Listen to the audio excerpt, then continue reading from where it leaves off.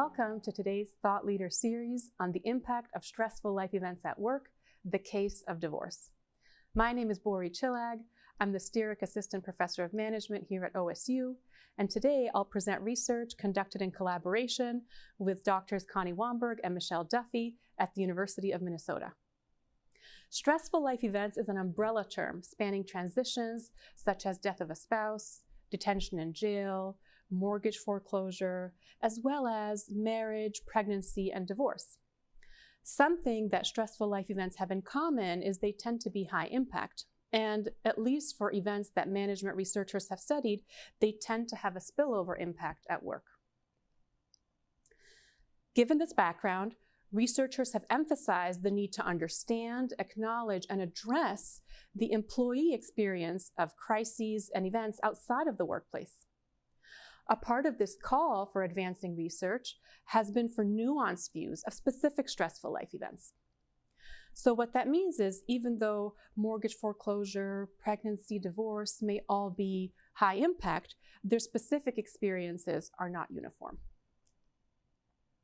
In terms of divorce, we began our inquiry reviewing the literature in terms of its spillover impact on work, and we really came up empty-handed, which meant that this question had not yet been explored through rigorous research. We saw great opportunity here, given that in the US, 40% of first marriages end in divorce, over 1.5 million people undergo a divorce every year, and about 35% of working age adults undergo a divorce at one time or another. Let's humanize this a little. From Ryan Philippe, who commented on struggling being in a dark place when he was undergoing divorce, to Madonna expressing gratitude for having work as an outlet when she underwent her divorce from Guy Ritchie, to more recently in the miniseries Scenes from a Marriage, Mira and her scene partner lamenting how difficult it was for them to move through divorce and naming it as one of the most stressful life events, I'd say that popular culture supports and underscores researcher arguments that we really need to understand and be able to address employee experiences of life events outside of work. We thus began our research inquiry with 3 formal questions, examining the experience of divorce and its intersections with work. How and to what extent does going through a divorce affect individuals at work? What factors differentiate lower versus higher impact on work? And do work outcomes improve after a divorce has been completed? To go about our ambitious research agenda, we designed a study that would generate complementary insights from different sources.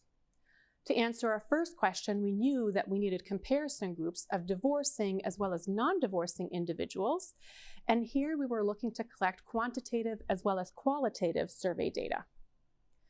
To examine our other 2 research questions, we knew that we would need to connect with a number of divorcing individuals and follow them over time or longitudinally, having them complete multiple surveys at different times. So how did we go about our first question of how and to what extent does going through a divorce affect individuals at work?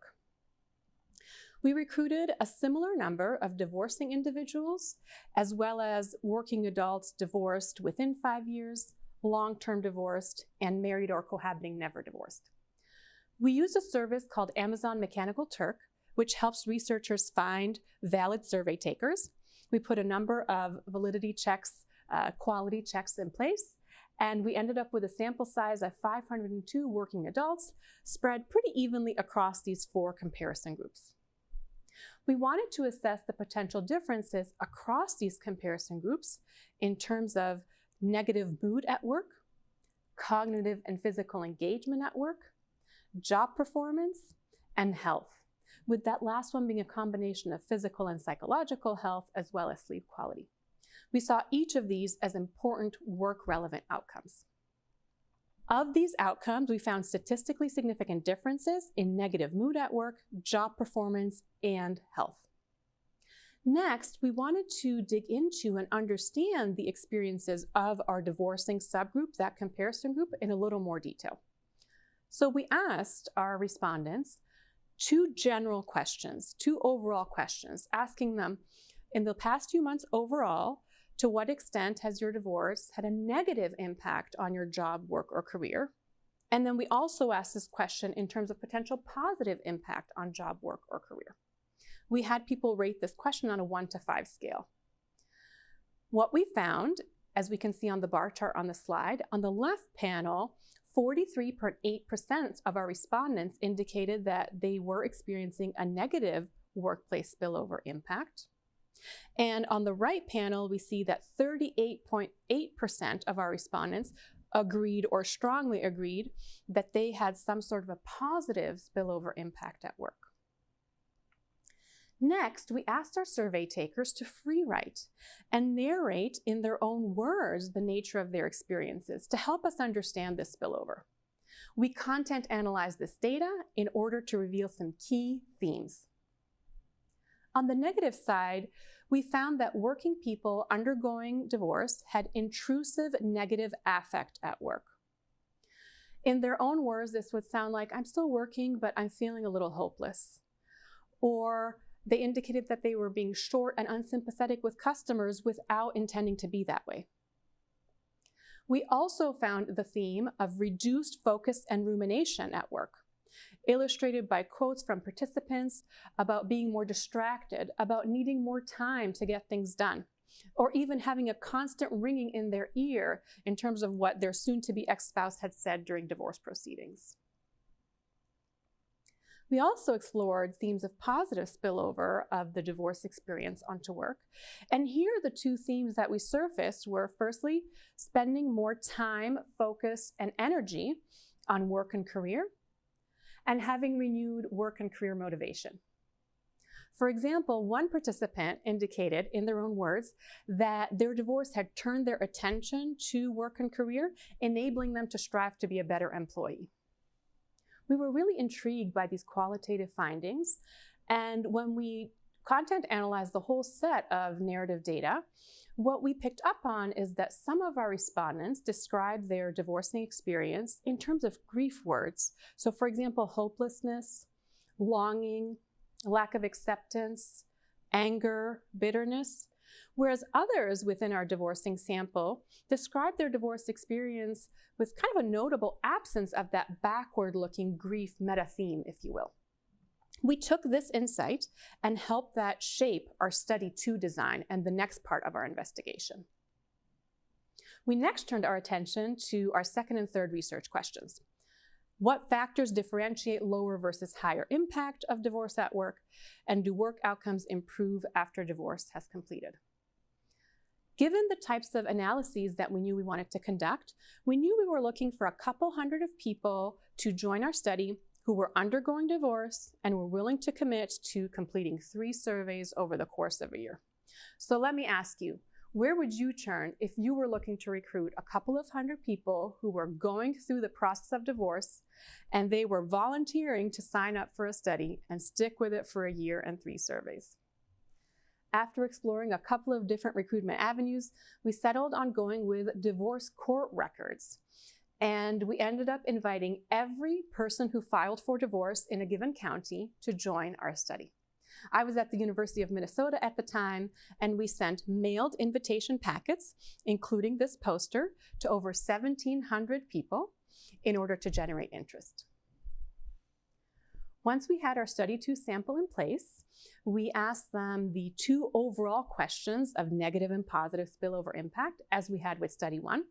And here we found on the left-hand panel that 57.1% of our respondents agreed or strongly agreed that their divorce was having a negative impact on work. And here 24% of our respondents indicated that they agreed or strongly agreed with a positive spillover impact of divorce on work. To corroborate our Study 1 findings, we again modeled work-relevant outcomes of cognitive engagement, physical engagement, job performance, and health. But here we layered our model, layered our analysis to factor in other variables that we thought could be related to the story we were starting to put together. So here we modeled divorce-related grief as a key factor driving these work-related outcomes. Based on reviewing the literature, we also modeled 3 additional divorce-specific contextual or environmental variables that we thought could reasonably be related to divorce-related grief and to our 4 key work outcomes downstream. So in our model, we included the quality of the dissolving marriage, the presence of children younger than 18 years old, and anticipated post-divorce financial stability. Now, I'm going to get technical for a moment. The way to interpret the figure on the slide is to take the product of the 2 signs on paths next to each other from one end of the figure through to the other end of the figure. So for example, if we're looking at the quality of the dissolving marriage, we anticipate an overall negative impact through divorce-related grief onto our 4 work outcomes, which is that product of the negative and the positive sign. So this was our first hypothesis here, that the quality of the dissolving marriage through divorce-related grief would be negatively related to all 4 of our work outcomes, meaning that the higher the quality of the dissolving marriage, we expected more compromised work outcomes in terms of engagement, performance, and health. In terms of the presence of children, here we expected similarly a negative overall relationship to our work outcomes through grief. On the other hand, in terms of anticipated post-divorce financial stability, there our hypothesis was an overall positive impact through divorce-related grief onto work outcomes, meaning that the higher the anticipated post-divorce financial stability, the higher people would report these particular work outcomes. Next, I'm going to report our findings as compared to our hypotheses. First, in terms of quality of the dissolving marriage, we did indeed find that this operated through divorce-related grief and that it produced a negative, more compromised work outcomes. In terms of the presence of minor children, we also found statistically significant results, but in the opposite direction to what we had hypothesized. So in our sample, people who were parents to younger children and were undergoing a divorce, they reported that they experienced less divorce-related grief and overall more positive or higher work-related outcomes. And finally, in terms of anticipated post-divorce financial stability, we supported our hypotheses, finding that this too was positively associated with all 4 work outcomes and that it operated through divorce-related grief. To examine whether work outcomes improve after a completed divorce, we compared the trend in our 4 key outcomes from the time of being in the process of divorce to 1 year later for people who had completed their divorces at that time. What we found is that on each of our examined work outcomes, there was a significant upward trend. This is important because imagine being asked to take a survey regarding your cognitive or mental engagement at work, and then being asked the same questions a full year later. There are many, many, many fluctuations possible. There are many reasons why you would report no change, positive change, negative change. What we find is that in our 281 participants, of those whose divorce completed within the study time, on the average, they improved in that year on each of the 4 studied work outcomes. In summary, we report 3 important findings. First, there is a negative as well as a positive spillover impact of divorce on work. Second, and to explain and unpack what's behind those findings, we find that there are 4 important factors to help us make sense of this story. Those 4 factors being divorce-related grief, quality of the dissolving marriage, the presence of minor children, and anticipated post-divorce financial stability. And finally, we report that we find improvement in our 4 work outcomes from engagement, job performance to health after divorce was completed among our participants.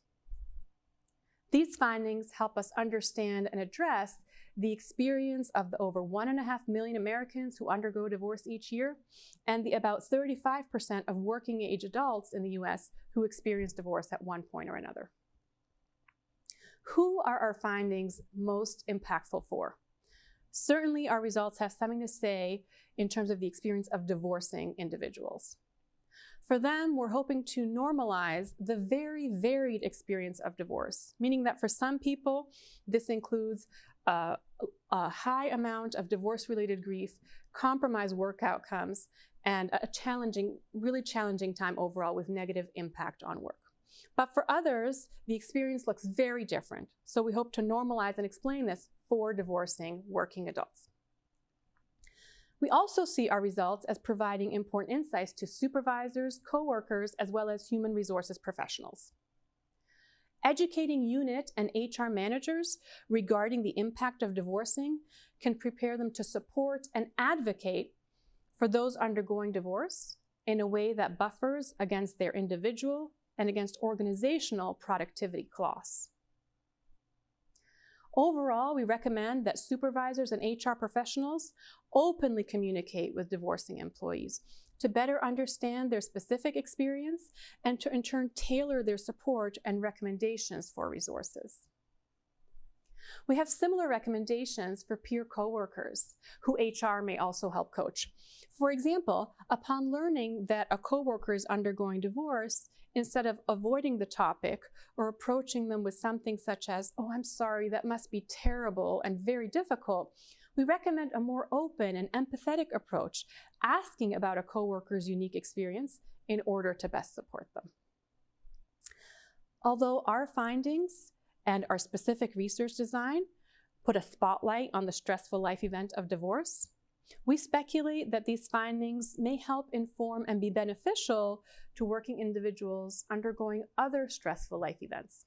At the same time, we wish to highlight that each stressful life event, each high-impact event, should be studied in its own right. Thank you so much for your time and attention. I'm eager to learn what questions you may have.